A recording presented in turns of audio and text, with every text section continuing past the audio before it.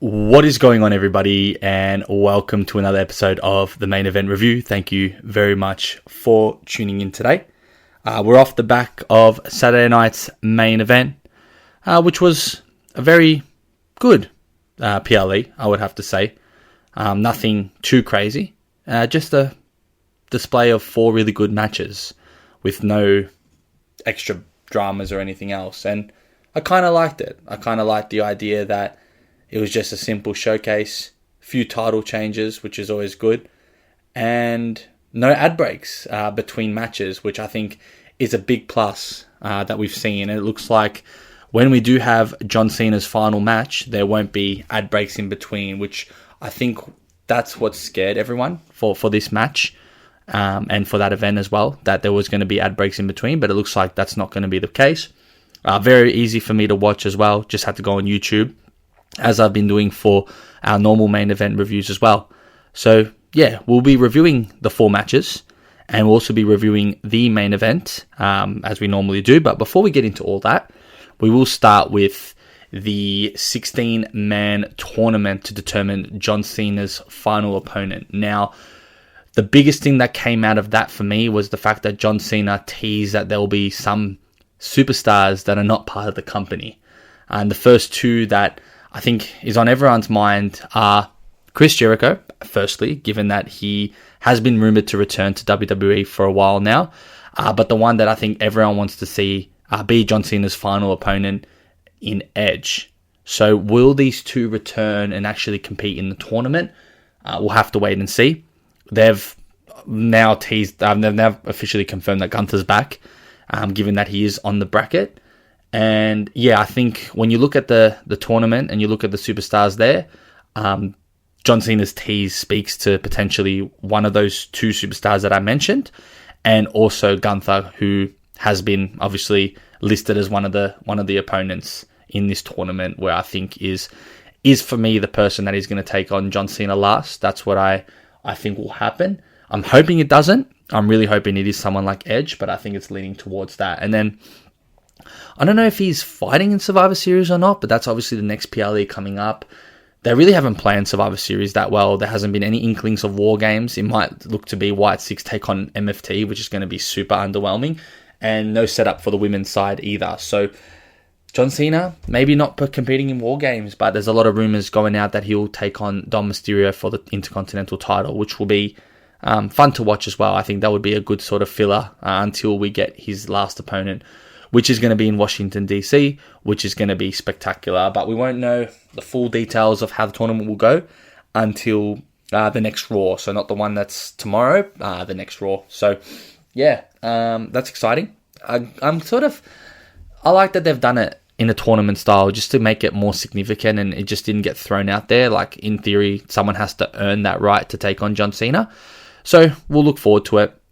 My early money's on Gunther. But again, if I do see Edge or Chris Jericho come out, I'm going to lean more towards one of them probably being the last opponent. But we'll have to keep on tabs for that. We will now just quickly move on to the 2 main event matches that occurred. We had the Street Profits taking on. Man, I had a mind blank. The Los Garzas. Just shows how much I've been paying attention to main event. This match went for a few minutes. It's just a standard main event. Like, these 2, I always talk about the tag teams. They're just not getting much airtime on main shows. But the Street Profits get a victory here.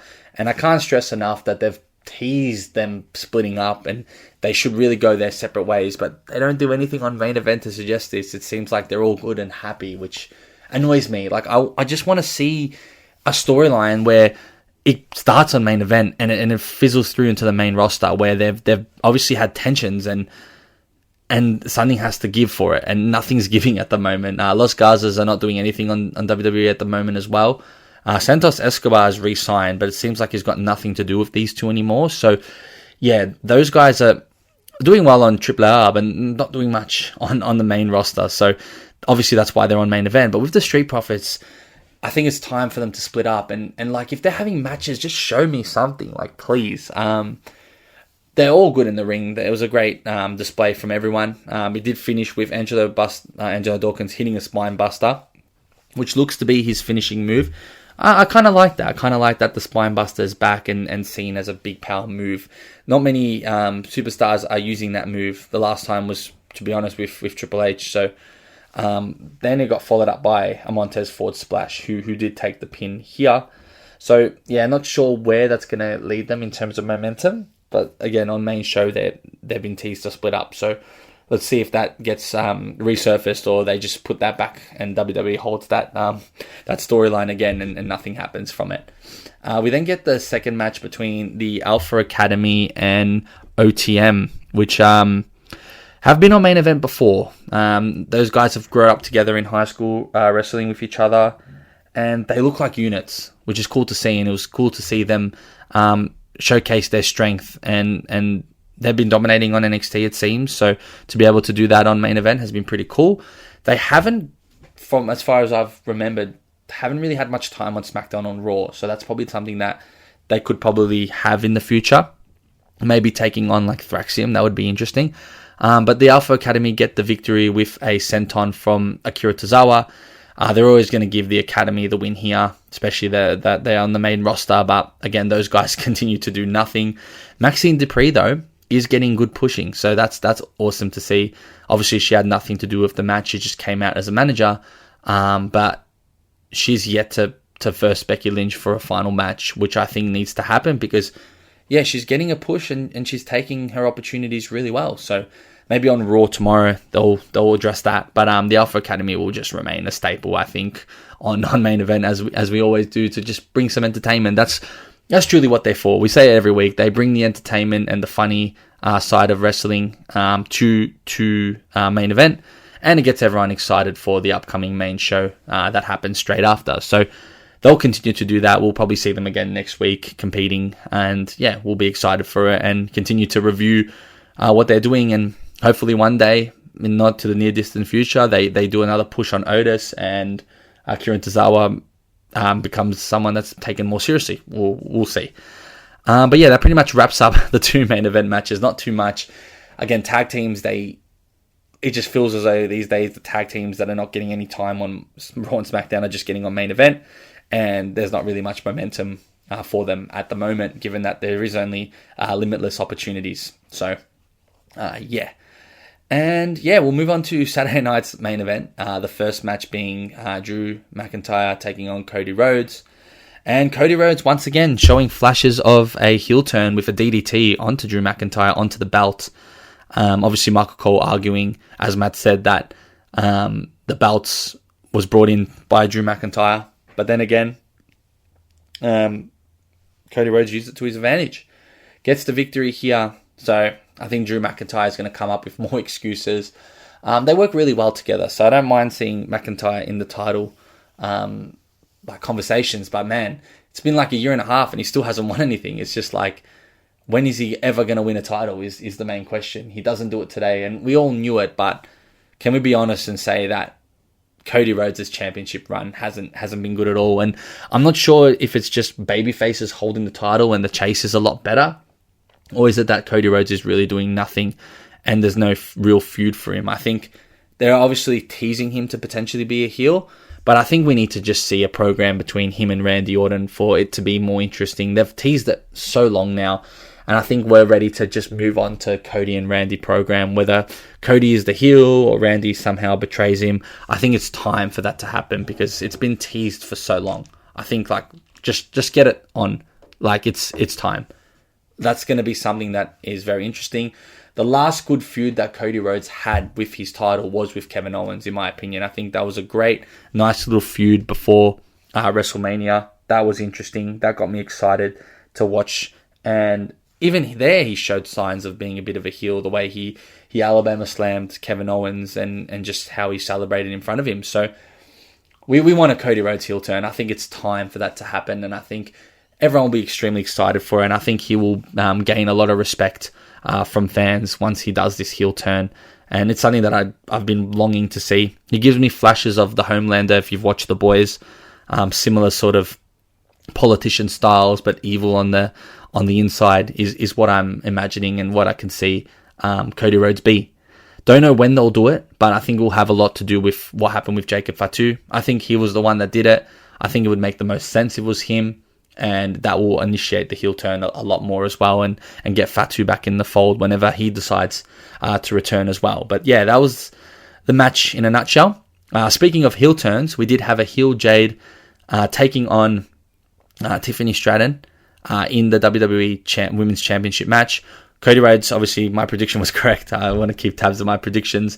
And I also predicted this one right. I think it was an easy one. Jade Cargill getting the victory off Tiffany Stratton in a squash match. It only went for about 5 minutes, and Jade can only last 5 minutes in the ring. But with the fact that she is a heel, I think it made sense for her to just completely dominate Tiffany Stratton. She did 3 fall-away slams. She followed up with 3 lethal power bombs as well, and then hit the Jaded there. Tiffany Stratton, for a moment, had a bit of fight back in her. But obviously, I think with the strapped up knee, that was a way to sort of protect her from making her look as bad. But Jade Cargill completely squashed her. And she's now the women's champion, which, again, they made her turn heel. So it's obviously a way to make her champion. But now I'm just hoping that she's able to do well with this character. And I think there's no excuse for her now. Being a heel is a lot easier than being a babyface. And no one really related with her and had any sort of connection with her as a character. So now her being a heel allows her to go all out and pretty much just say what she wants. And she very much suits being a heel, let's be real. It's just a lot easier for her. And it looks like she was being very obnoxious when she was a babyface, which is something that is more easy to boo to as well. So she can continue doing that and showing and flexing how big she is and how amazing she is. And I think this is going to lead up with a Bianca Belair return, and we're going to have those two battle it out at WrestleMania. I think that's the plan for them. But let's see what Jade does as a champion. Let's see if she can hold and fill the boots of a champion and do really good heel stuff. We'll have to wait and see. But yeah, for Tiffany Stratton, I mean, she was off to a ripper. Like, she had a hot start. She was defending the title. She had a good program with Charlotte Flair. She did some things with Trish Stratus. But ever since that, her sort of run kind of diminished. And I think when she did lose to Stephanie Vaquer, that was sort of the decline period. She was running off the win streak. She was running off the super years she had. But I think it was time for the champion to be swapped over, given that there wasn't really much more programs for her to do. And yeah, her character started just getting repetitive, and you weren't like supporting her as much as you were at the start when Tiffy Time was firing. So yeah, I mean, right decision, I think. And we'll have to see whether Jade can be a good champion. And I think Tiffany Stratton will move straight to taking on Julia. Julia does need an opponent, and they've been teasing that feud with Kiana James as well. So maybe a Julia and Tiffany Stratton program could be pretty nice. And as mentioned, I think Julia definitely needs someone to battle that's significant, because she's been dominating against everyone as well. So yeah, we'll keep tabs for that one. And we got the third match, which is, I didn't predict this one, but I assumed that there was going to be a third match. If I was to predict, everyone would have predicted that Dominic Mysterio was going to retain the title. It was just how he was going to do it. He took on Rusev and Penta. It was really funny when Rusev scared that kid during the match, which was cool. Penta's entrance was awesome. I'm glad that they're giving Penta intercontinental title matches, and Rusev too. It was a perfect way to get the triple threat match going. And the way it ended was, while Rusev was putting Penta in the accolade, Dominic Mysterio rang the bell, and Rusev thought he won, and he didn't end up winning.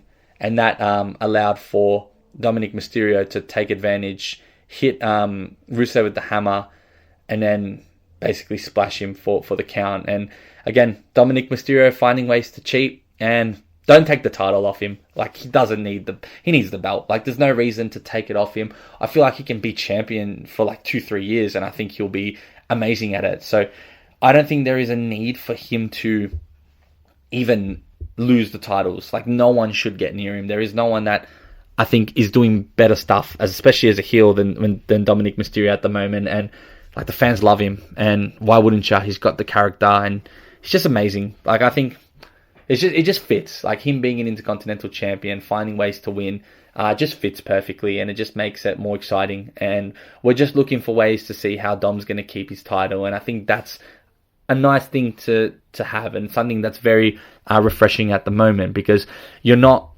feeling bored like Cody Rhodes and expecting him to to maintain the title each time, you're actually looking forward to what Dominic's going to do to keep the title, knowing that he will keep it because no one is going to take it off him. So that's cool, and that's respect for himself, and I think that's what makes you a good champion as well, being able to just stay entertained while having a title as well. So that's awesome, and yeah, was happy with that booking.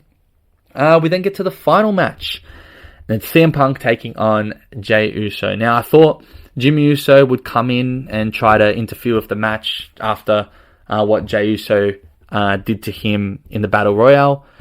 But yeah, the fans are really not liking Jey. I know CM Punk's extremely popular, but I think we all know deep down that, yes, as much as we enjoy him yeeting, we don't want him to be pushed to becoming a champion. And it's sad to see. But I think that's what it is when you only have one catchphrase and one way to sort of connect with the fans. Like, he hasn't proven that he can hold the weight to be a champion, which is sad because he did make a nice singles run, but it didn't lead to anything. So they give the victory to CM Punk, kicked out of a lot of go to sleeps. We had that net breaker botch.